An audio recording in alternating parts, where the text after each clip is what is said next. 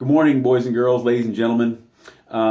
As we get into the second semester, I wanted to go over several key points, things that we've talked about already this year, but also just kind of remind everybody about these different things. And most of the time, these are not a problem. We do have to see these sometimes, and we want to try and fix those at this point. First of all, I want to remind everyone that teachers have their tutorial times posted outside their doors. Anytime you need some help with any of your subjects, you can go and check outside. Somewhere posted outside your teacher's door is their tutorial time. Many of them even have the other teachers in their departments times posted, so you can see. If you have some help you need in geometry, you can see when any of the math teachers have their tutorial time and visit with any of them. They'll be able to help you. Secondly, ID badges. Now, I'm going to cover the picture and the name here.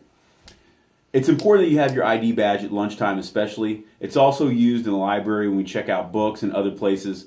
You don't have to wear it around your neck, but you do need to have it readily available. When you come up in the line, please don't have to stop and then dig through your backpack for 20 seconds to find it. Have it ready when you step up so we can keep the line moving quickly and efficiently.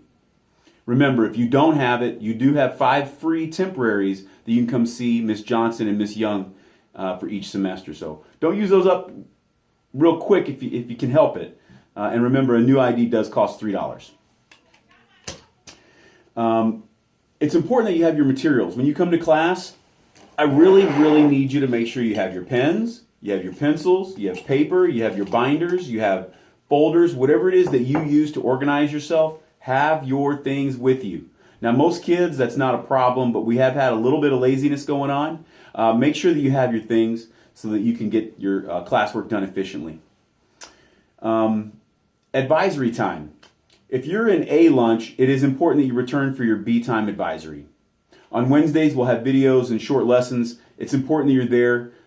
Different things for the entire building are shared at that time. If you miss it, you're going to be clueless as to what's going on. I really need you to be there, and your teachers do expect you to be there.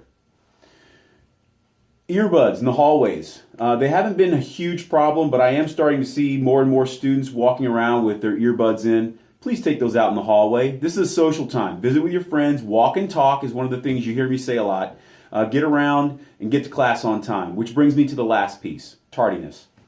Ladies and gentlemen, you're allowed up to 4 tardies in a week, but really you shouldn't even be using that many. Those are built in as a buffer for those students that have to go from places like art class or athletics or Mr. Sanchez all the way around to the back hallway to go see Miss Abrams or Miss Bush or Miss Holyfield or the other direction.